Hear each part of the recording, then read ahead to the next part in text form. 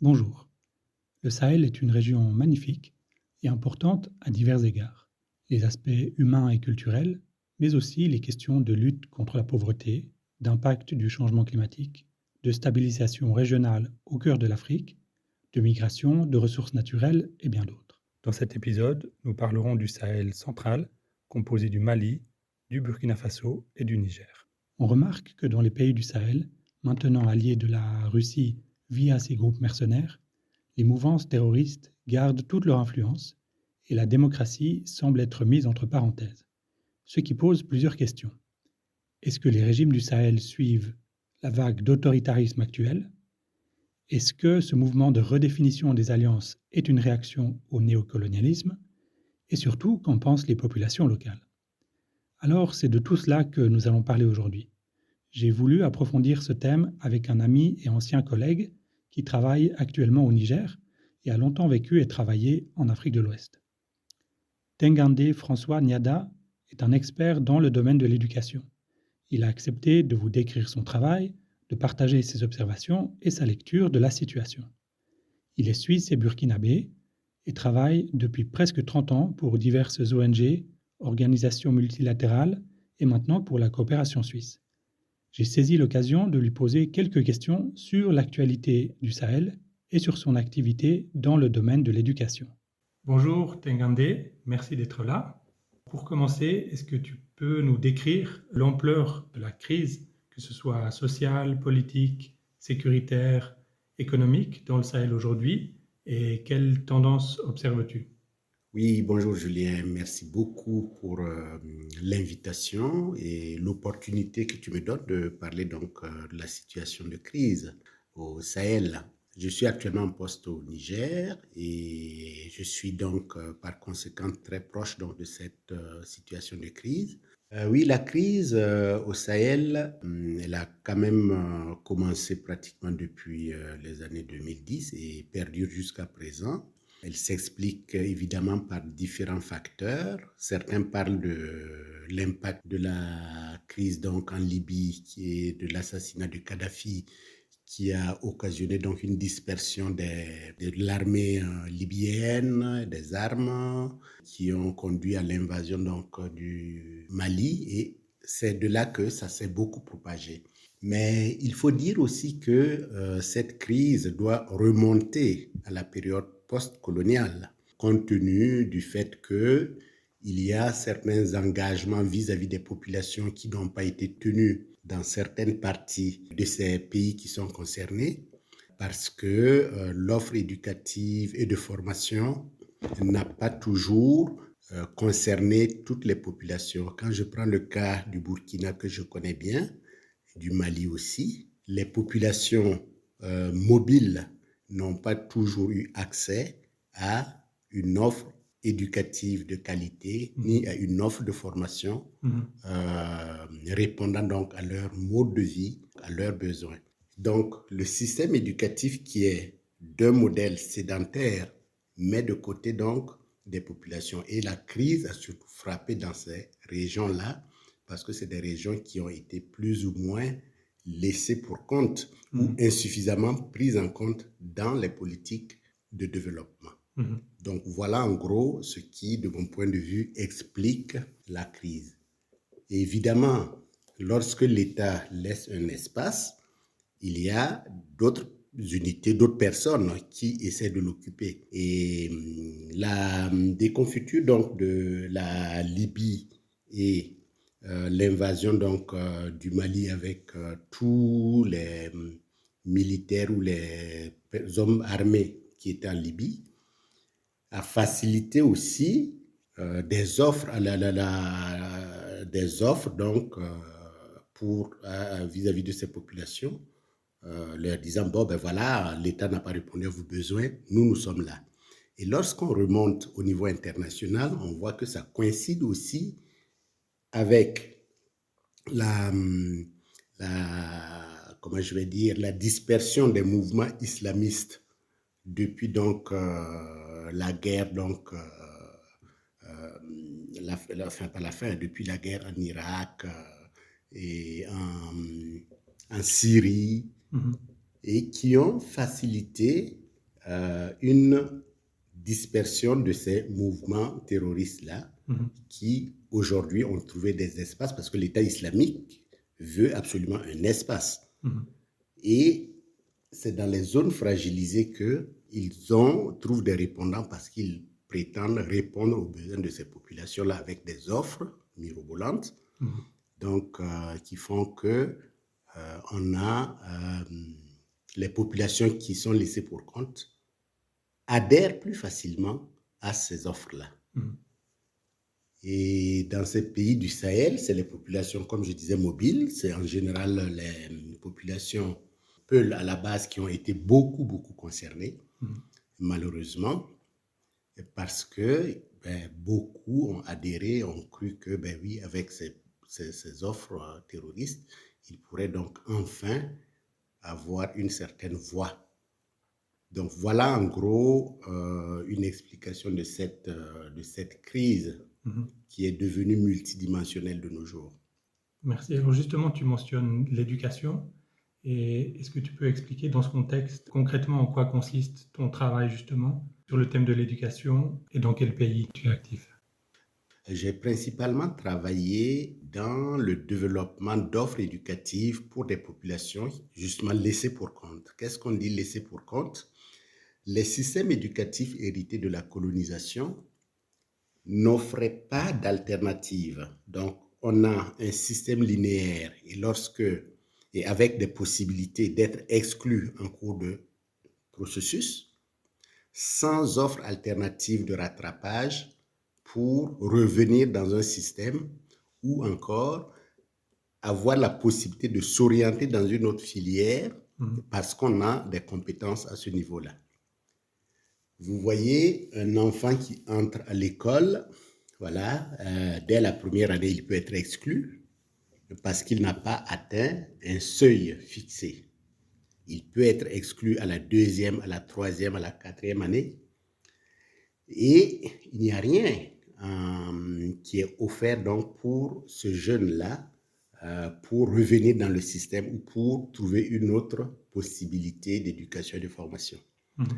À côté, on a des offres de formation qui ne concernent que des adolescents à partir de 16 ans. Donc, si tu n'as pas 15 ou 16 ans, tu ne peux pas prétendre à une autre formation ni à une autre forme d'éducation. Donc, celui qui est exclu du moins à 8, 9, 10 jusqu'à 15 ans, il reste définitivement en dehors du système. Et nous, notre travail, c'était de développer des offres éducatives pour ces populations-là et aussi développer des offres éducatives dans les langues nationales parce que l'éducation était essentiellement faite en français, dans la langue donc héritée de la colonisation. Dans le Sahel, c'était ça qui fonctionnait. Et c'est en cela que le travail qui a été fait et soutenu beaucoup par la Suisse dans ces pays a eu un impact colossal sur la réintégration des personnes qui devaient définitivement quitter le système dans les offres d'éducation. Donc voilà ce en quoi j'ai travaillé. Et ce travail donc a permis donc de réviser, de contribuer à la révision des curricula d'enseignement avec des contenus plus pertinents qui tiennent compte des aspirations, qui tiennent compte de l'économie des pays. Et c'est en cela que nous avons trouvé que c'était pertinent de nous investir dans ce type d'offres. Cet exercice, justement, m'a amené à travailler beaucoup en Afrique de l'Ouest, de travailler aussi en Algérie, où j'ai accompagné le ministère de l'Éducation algérien à réviser tout le curriculum d'éducation pour les personnes adultes, pour rendre ces contenus plus pertinents, orientés sur les besoins, orientés aussi en fonction de l'économie locale, parce qu'à la fois on a l'éducation de base, mais aussi de la formation professionnelle qui répond donc à leurs activités. Voilà en gros ce que moi je fais. Et puis, voilà, de nos jours, je m'investis également dans la coordination des intervenants dans le secteur de l'éducation au Niger, pardon. et où justement le contexte de crise, comme tu l'as évoqué tantôt, rend plus complexe les relations entre ces pays-là et la coopération au développement, qu'elle soit bilatérale ou multilatérale. Mhm. Voilà en gros ce que moi je fais. Oui, c'est vraiment intéressant parce que on voit que le travail donc au niveau de l'éducation sur cette thématique, c'est beaucoup plus sur, comme tu disais, les curriculums et les orientations que peut-être une image qu'on peut avoir de construire des écoles, rénover les toits et des choses comme ça. Donc c'est plus sur le contenu que sur la structure physique. Oui, tout à fait. Et c'est là où vraiment, je pense que la coopération au développement a une valeur ajoutée pour ces pays. Et c'est en cela que je trouve pertinent parce que le gros problème que nous vivons aujourd'hui par rapport donc, à cette situation de crise, c'est parce qu'il y a tellement de jeunes sans emploi. Donc, ça veut dire qu'on n'a pas mis le focus sur les contenus d'éducation et de formation. Mhm. Et c'est ces populations-là qui sont beaucoup reprises par les groupes terroristes qui sillonnent donc dans la région. Mhm. Un jeune qui a un emploi n'a pas forcément envie de laisser son job pour aller s'engager dans les groupes terroristes. Et par rapport à cette question, souvent on parle de oui, c'est des djihadistes, c'est des djihadistes. Non, je pense que la vraie raison de cette crise, plutôt liée aux questions donc de manque d'opportunités pour les jeunes. Mhm. Évidemment, Mhm. il y a des djihadistes, mais la cause djihadiste, de mon point de vue, est utilisée juste comme un prétexte pour atteindre certaines ressources. Et c'est ça aussi qui est difficile dans la région. Et c'est une dimension que je n'ai pas évoquée, mais voilà, la crise, donc, il y a les facteurs historiques que j'ai évoqués, mais il y a aussi de la prédation pure et dure sur les ressources de ces régions-là Mhm. dont il faut prendre en compte. Merci. Donc la cause pour toi de ces mouvements, le terreau qui est fait, c'est plus dû à la pauvreté, manque de perspective et peut-être absence des services de l'État que des raisons religieuses. Tout à fait, tout à Mhm. fait. Et là, j'insiste encore là-dessus. Si on aborde les solutions de la crise différemment, je pense qu'on peut y arriver. Parce que lorsque vous regardez même les groupes terroristes qui sont dans ces pays, où est-ce qu'ils s'installent? C'est là où il y a des potentiels miniers. Mhm.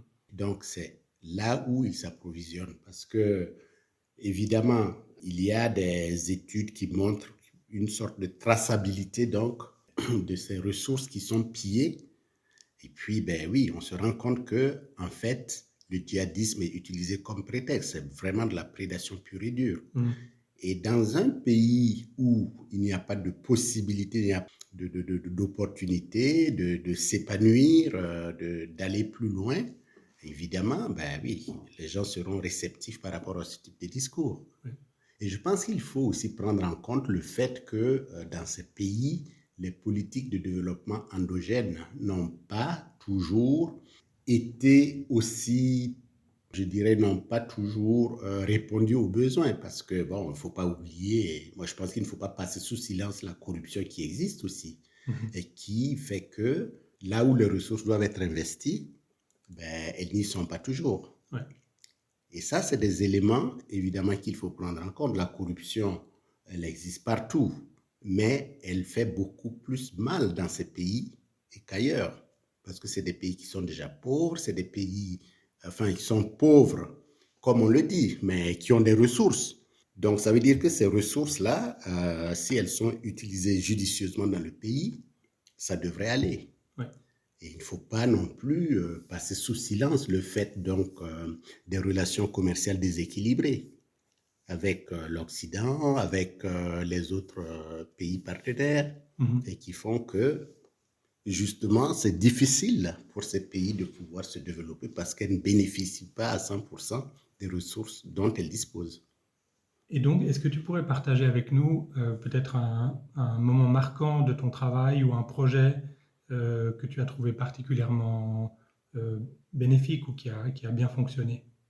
Oui, merci. Par rapport à des moments marquants de mon travail, comme je l'avais cité tantôt, travailler à offrir une éducation alternative, ça a toujours été vraiment l'ADN de mon travail.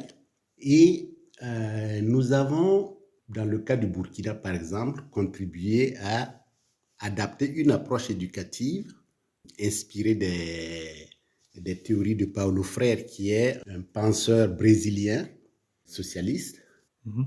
qui consistait vraiment à donner le pouvoir aux pauvres. Et pendant longtemps, au Burkina, on avait une forme d'alphabétisation des adultes qui n'était pas différente des contenus formels qui sont faits dans les classes fondamentales. Mhm. Et nous avons travaillé avec des populations à dire, OK, il faut vraiment qu'on passe le cap. Nous avons adapté cette approche et nous avons travaillé avec des populations féminines et nous avons raccourci la durée de la formation des adultes de telle sorte à intégrer l'acquisition des connaissances fondamentales, instrumentales, lire, écrire et calculer, Mhm. en même temps, avec l'acquisition de compétences techniques. Et nous avons pu faire en sorte que cette approche-là soit développée. Elle a été expérimentée dans des milieux très pauvres. Elle a été évaluée, elle a été réutilisée. Et aujourd'hui, cette approche est très, très, très, très répandue au Burkina et un peu partout en Afrique de l'Ouest, en tout cas pour ce qui concerne l'éducation des adultes. Et c'est sur base d'ailleurs de cette approche que j'ai soutenu le ministère de l'Éducation en Algérie Mhm. à réviser l'ensemble de son curriculum d'éducation des adultes. Donc ça, c'est vraiment quelque chose dont je suis content Mhm. aujourd'hui et cela m'inspire parce que c'est des approches d'éducation et de formation qui donnent la responsabilité jusqu'au niveau décentralisé Mhm. dans les Mhm. villages, dans les communes, et les gens peuvent déployer donc leur processus de développement en connaissance de cause. Mhm. En termes de comprendre ce qui se passe actuellement dans le Sahel, les changements politiques vis-à-vis de la démocratie, etc., est-ce qu'on comprend bien ou quels éléments nous manquent pour bien comprendre la situation actuelle? Par rapport donc à la situation de crise aujourd'hui, j'ai déjà évoqué tantôt vraiment ce qui concerne donc les facteurs historiques. Mais ce qui pourrait être intéressant à comprendre, c'est que on a une demande de changement véritable maintenant Mhm. qui s'opère, Mhm. qui est portée par une population à majorité jeune, qui a accès aux réseaux sociaux, qui a accès à différents canaux d'information, Mhm. qui sont tout aussi bien informés que les jeunes des pays occidentaux ou américains. Mhm. Et aujourd'hui, les populations ont conscience que c'est des pays qui ont beaucoup de ressources. Mhm. Mais ils ne comprennent pas que malgré le taux d'endettement, malgré la coopération au développement, malgré ce que nous voyons aujourd'hui, ces jeunes sont obligés, beaucoup sont obligés de fuir donc leur propre pays pour rejoindre donc des pays où ils pensent trouver le bonheur. Ouais. Et ça, c'est quelque chose qui est difficile à accepter. Et aujourd'hui, ces soulèvements, quelque part, visent à se dire, OK, maintenant, nous avons assez, nous avons besoin d'aller de l'avant. Évidemment, ça invite à remettre en cause les relations telles qu'elles ont été préétablies jusqu'à présent. Ça invite à revisiter aussi les institutions qui existent dans ces pays. Ça invite aussi à se dire, bon, maintenant, comment est-ce que les politiques nationales doivent être conduites? Parce que c'est tous ces facteurs-là qui font qu'il y a des blocages quelque part. Et de plus en plus, les jeunes remettent aussi en question l'ordre qui a été établi jusqu'à présent. Il y a des questionnements même sur la coopération et le développement. Pourquoi on nous aide depuis les années 60 et puis on en est là? Est-ce qu'elle est Mhm. efficace? Est-ce qu'elle est pertinente? Est-ce qu'il n'y a pas d'autres types de coopération où les pays gagneraient mieux, Mhm. etc., etc. Et donc Donc, ça explique un peu le soutien populaire qu'on voit à ces régimes qui n'ont pas de légitimité démocratique, ce qui a pu nous surprendre. Est-ce que c'est ça un peu ça et tous les aspects de développement économique aussi? Complètement. Le soutien populaire de ces populations, c'est parce qu'on est arrivé à un moment clé où les gens se sont dit on est fatigué. Mhm. Donc, on a besoin d'autre chose. Et le soutien à ces régimes-là, c'est que ils ont aussi eu un discours qui a plu ou qui plaît à ces populations. Mhm. Dans certains de ces pays, il y a des actions concrètes qui sont déployées et les populations voient les résultats immédiats dans les infrastructures, dans l'agriculture. Quand je prends le cas du Burkina cette année, ils ont eu des excédents céréaliers malgré la crise. Ça veut dire qu'il y a une politique qui a permis d'arriver donc à obtenir ces excédents céréaliers-là. Donc, il y a des infrastructures qui sont faites. En même temps, on est d'accord, il y a aussi une sorte de musellement donc de l'opinion publique parce qu'on est dans des situations de crise Mhm. et les populations n'arrivent pas toujours à dire ce qu'elles veulent. Ouais. Mais voilà, quelles sont les priorités en situation de crise? Je pense que ça, c'est aussi valable dans tous les pays. Quand il y a une situation de crise, il y a des mesures conjoncturelles qui sont prises. Mhm. Mais ici, nous avons l'impression qu'on se focalise beaucoup plus sur ce manque de démocratie entre griffes ou donc pression mise sur l'opinion publique que sur ce qui fonctionne. Donc, on devrait voir dans ces espaces-là ce qui fonctionne. Et lorsque je regarde, par exemple, la situation les attaques terroristes, ça se poursuit, mais pas avec la même intensité parce que les groupes sont davantage dispersés. Et lorsqu'il y a une attaque aujourd'hui, il y a une réaction rapide maintenant. Donc, ça veut dire que ça, c'était possible aussi par le passé. Et les populations regardent toutes ces actions-là qui font que, ben oui, par exemple, l'année passée, on n'a pas pu cultiver. Cette année, on a cultivé, on a pu cultiver, on a récolté, on a battu notre mille, on l'a engrangé. Donc ça, c'est des choses concrètes. Et ça fait que même dans les régions les plus reculées, les gens voient quand même des choses positives et qui font que l'adhésion reste encore là. Mais le vrai enjeu, c'est que les populations veulent un changement véritable. Et ils ne voient ce changement-là que par la mobilisation d'une énergie endogène, décomplexée, hein, et qui travaille et qui négocie des relations d'égal à égal avec les autres, contrairement à ce qui a prévalu depuis plusieurs décennies. Il y a une remise en question des institutions sous-régionales. Par exemple? Quand tu prends le cas de la CEDEAO, La CEDEAO, c'est la Communauté économique des États d'Afrique de l'Ouest qui regroupe 12 États membres et dont le Niger, le Burkina Faso et le Mali sont sortis en 2024. on a dans le même espace de la CEDEAO, on condamne aussi bien un coup d'État, mais malheureusement, on est sans voix, on reste sous silence lorsque un chef d'État se présente 4, 5, 6, 7, 8 fois parce qu'il arrange certains intérêts. Et ça révolte les populations. On a quelqu'un qui fait un coup d'État qui est assez orienté vers des ambitions souveraines. Non, on fera tout pour le débarquer. Mais quelqu'un qui fait un coup d'État et qui protège certains intérêts, ben, tout le monde fait un silence et ça continue. Les populations ne peuvent plus accepter le même poids, deux mesures qu'on a l'habitude de voir. Ben, je ne voudrais pas citer des pays, mais on a des exemples très concrets en Afrique de l'Ouest. Et c'est ça, les gens ne veulent plus cela parce que les démocraties sont galvaudées. On a des élections qui ne sont pas des élections. Et oui, les gens ont commencé à tout comprendre, quoi. Donc c'est ça aussi qui fait que ces, ces nouveaux régimes qui se sont installés par la force, qui ont eu un discours qui plaît aux aspirations, qui convient aux aspirations des populations, ont un soutien considérable. Je travaille au Niger et puis je vois très bien, il y a des gens qui disent, même si c'est pas bien à 100% aujourd'hui, on va soutenir. Parce qu'il faut qu'on essaye autre chose que ce qu'on a connu jusqu'à présent. On retourne un peu à la remise en question des relations postcoloniales qu'on a traitées dans d'autres podcasts. Merci. Avant de terminer, je voulais te donner un peu le mot de la fin, un message que tu aurais pour les auditrices et auditeurs. Moi, le seul message que je donnerai aux auditeurs et aux auditrices, c'est de s'informer davantage sur la problématique de la crise et surtout de remettre en cause certaines manières de voir. Parce que, vous savez, la presse internationale a un poids énorme sur l'opinion publique. Lorsque je prends le cas de la guerre en Irak, tout le monde était d'accord qu'il fallait abattre Saddam Hussein parce qu'il a des armes chimiques, ceci ou cela. Quelques années plus tard, qu'est-ce qu'on a compris? Il n'y avait rien de cela.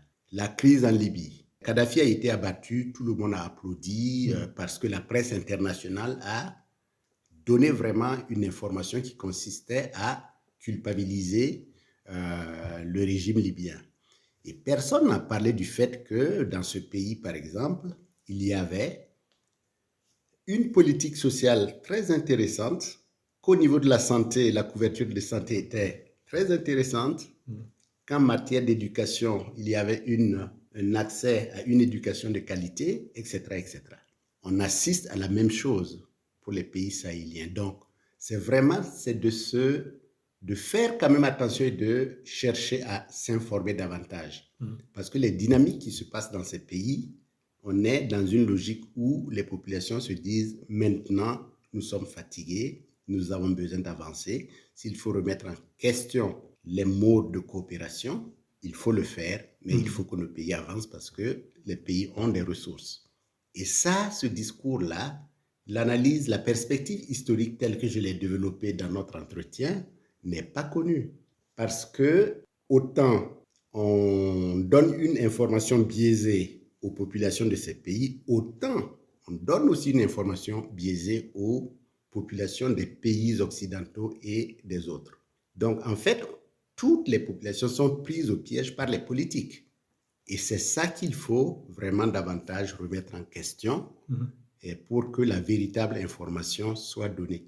On vous parlera donc de dictateurs, toujours lorsqu'on veut descendre quelqu'un, mais on ne vous parlera pas du regard donc des populations de ces pays-là vis-à-vis de la même personne. Donc voilà en gros quelques éléments comme ça que moi j'aimerais partager et j'invite vraiment les auditeurs à questionner, à creuser davantage et à s'informer sur ce qui se passe vraiment dans ces contrées-là. Merci, je crois que c'est un mot de conclusion qui est tout à fait d'actualité avec ce qui se passe au Venezuela, où on peut là aussi voir des parallèles avec les exemples que tu as donnés. Merci beaucoup d'avoir partagé ton expérience et de nous avoir permis de mieux comprendre la région sahélienne dans le contexte actuel, dans sa complexité. Et je vous dis à bientôt pour un prochain épisode de Ici d'ailleurs. Merci. Merci.